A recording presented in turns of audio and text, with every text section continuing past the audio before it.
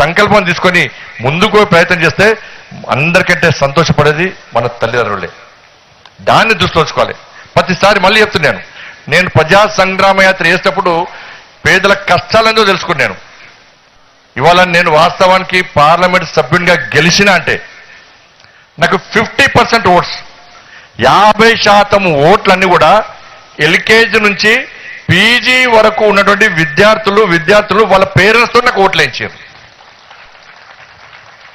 నాకు ఎన్నికల తర్వాత ఒక అధికారి వచ్చి కలిసి నాకు అధికారి ఎన్నికల తర్వాత వచ్చి అన్నకు చిన్న సంఘటన జరిగిందని అన్నాడు. ఏంటిదని నేను అన్నాను. పోలింగ్ ఈవినింగ్ 3 to 5 అందరూ కూడా అన్ని పనులు చేసుకొని వచ్చి ఓటింగ్కి వస్తారు. ఆ అధికారి వచ్చి నాకు ఏం చెప్పిందంటే, ఒక 80-70 ఏళ్ళ ముస్లిం వచ్చింది. ఆ ముస్లిం వచ్చి ఓటేయడానికి వచ్చింది. అప్పుడే కరెంటు పోయింది, ఆమెకు కనబడతలేదు. వచ్చి నా పువ్వు గుర్తు కనబడతలేదు ఏందయ్యా అన్నదట. నా పువ్వు గుర్తు కనబడతలేదు ఏందయ్యా అని చెప్పి ఆ ఎన్నికల అధికారిని అడిగితే, ఆ ఎన్నికల అధికారి పోయి చూపించాక ఆమె ఓటేసి బయటకు వచ్చిందట. అది చాలా మంది క్యూలో ఓటర్స్ ఉన్నారు. ఈయనకు అమ్మ నుంచి 70 ఏళ్ళ ముస్లిం ఆమె నుంచి అట్లా ఆన్సర్ వస్తుంది అధికారి అనుకోలే. అమ్మ నువ్వు వచ్చినావు కదా, ఇంతమంది ముందట నువ్వు పువ్వు గుర్తుని చెప్తున్నావు కదా, నువ్వు పువ్వు గుర్తుకు ఎందుకు ఓటేసినావు అన్నాడట. అప్పుడు అమ్మ చెప్పిందట, నేను ఓటేయడానికి వచ్చినప్పుడు నా ఇంట్లో నా మనవరాలు ఒట్టేసి పంపింది బండి సంజయ్కి ఓటేయమని చెప్పి అన్నాడట. ఈ అధికారి అనుకున్నాడట, అరే 70 ఏళ్ళ ముసలమా వాళ్ళ మనవరాలు ఏదో డిగ్రీయో పీజో చేస్తుంది కావచ్చు అని చెప్పి, నీ మనవరాలు ఏం చేస్తుందమ్మా అంటే 3వ తరగతి చదువుతుంది అన్నాడట. నాకు 3వ తరగతి చదివేటప్పుడు అమ్మాయి కూడా వాళ్ళ బండి సంజయ్ అన్నకు ఓటేయమని చెప్పి వాళ్ళ 70 ఏళ్ళ అమ్మమ్మని పంపిందంటే ఆ పిల్లల మనసు గెలవడం నిజంగా అదృష్టంగా భావిస్తాను. నేను ఒక ఫంక్షన్ పోతే ఒక అమ్మ వచ్చి నా తరపు ఉరికేస్తా ఉన్నది. ఆమె బిజ్జంకి పోతే నా వైపు ఉరికేస్తా ఉన్నది. నువ్వు ఆగు సార్ అంటున్నది. అరే అడ్డుకుంటుందా ఏందని నేను అనుకున్నా. ఏందమ్మా అంటే, ఒక్క 5 నిమిషాలు వెయిట్ చేయి సార్, మా పాప వస్తుంది సార్ అంటే, ఆ దూరం నుంచి వాళ్ళ నాన్నగారు 5th క్లాస్ చదువుతూ ఒక పాపని ఎత్తుకొని వస్తుంటే ఏంది అంటే, నీతో సెల్ఫీ దిగాలి సార్ అన్నారు. సరే అని చెప్పి సెల్ఫీ దిగిన. ఎందుకు దిగుతున్నావు మా సెల్ఫీ అంటే, సార్ ఈ సెల్ఫీ కథ పక్కకు పోయింది సార్, నేను ఇక పార్టీ పేరు ఎందుకని, ఇది పొలిటికల్ స్టేజ్ కాదు, నేను ఫలానా పార్టీకి సంబంధించిన ఎంపీటీసీని సార్, నేను బీజేపీ కాదు సార్, ఫలానా పార్టీకి సంబంధించిన ఎంపీటీసీ సార్, ఈ పాపకు హార్ట్లో హోల్ వచ్చింది సార్. హార్ట్లో హోల్ వస్తే నేను హాస్పిటల్లో అడ్మిట్ చేసిన. ఎన్నికల పోలింగ్ కంటే 2 days ముందు మా పాపకు సర్జరీ ఉండే.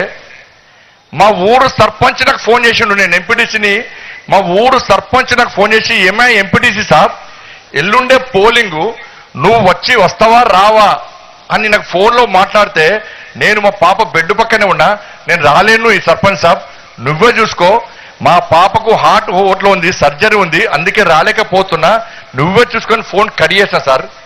కడిగేసాక ఈ బెడ్ మీద ఉన్న 5వ తరగతి చదువుతున్న అమ్మాయి ఏమన్నా తెలుసా అన్న, లేదు నాన్న, నువ్వు పోయి బండి సంజయ్నకు ఓటేసి వస్తేనే నేను సర్జరీ చేసుకుంటా, లేకుండా మాత్రం సర్జరీ చేసుకోని చెప్పి ఈ 5వ తరగతి చదువుతున్నటువంటి బెడ్ మీద ఉన్న అమ్మాయి చెప్పడం వల్ల అమ్మాయి ఆయన చోటేసిపోయాడు.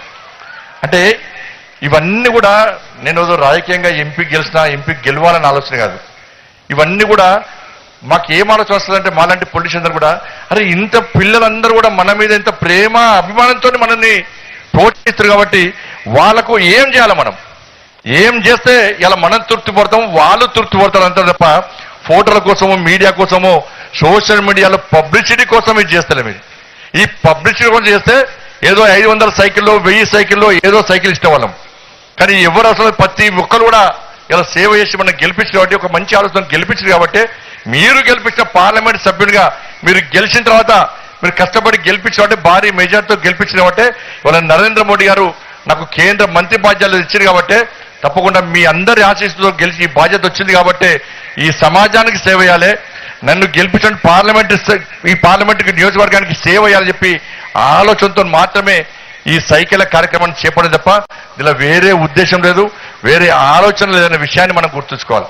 కాబట్టి దయచేసి ఈ సైకిళ్లను మీకు ఇచ్చేంత మాత్రం వెంటనే ఇదేదో గొప్ప సేవ అనుకుంటలేను. తప్పకుండా ఇంకా ఇటువంటి అధికారులు సేపు ఇటువంటి అధికారులకు మంచి ఆలోచన ఉంది కాబట్టి వాళ్ళ ఆలోచన మేరకు కష్టపడి ఇలా ముందుగా ప్రయత్నం చేస్తా. రాజకీయాలకు అతీతంగా ఈ కరీంనగర్ పార్లమెంటును అభివృద్ధి చేయడమే లక్ష్యంగా ఈ రోజు నేను ముందు పోతున్న విషయాన్ని మనం గుర్తుంచుకోవాలి. అనేక నిధులు తీసుకొస్తున్నాం కాబట్టి పిల్లలు కూడా ఇంతకుముందు సిపిఆర్ చెప్పినట్టు ఈ సైకిల్ తీసుకోవడం ముఖ్యంగా సైకిల్ మళ్ళీ తీసుకోండి. నేను సైకిల్ మీకే సైకిల్ మళ్ళీ తీసుకునే అవసరం లేదు. కానీ జాగ్రత్తగా ఉండాల్సిన అవసరం ఉంది.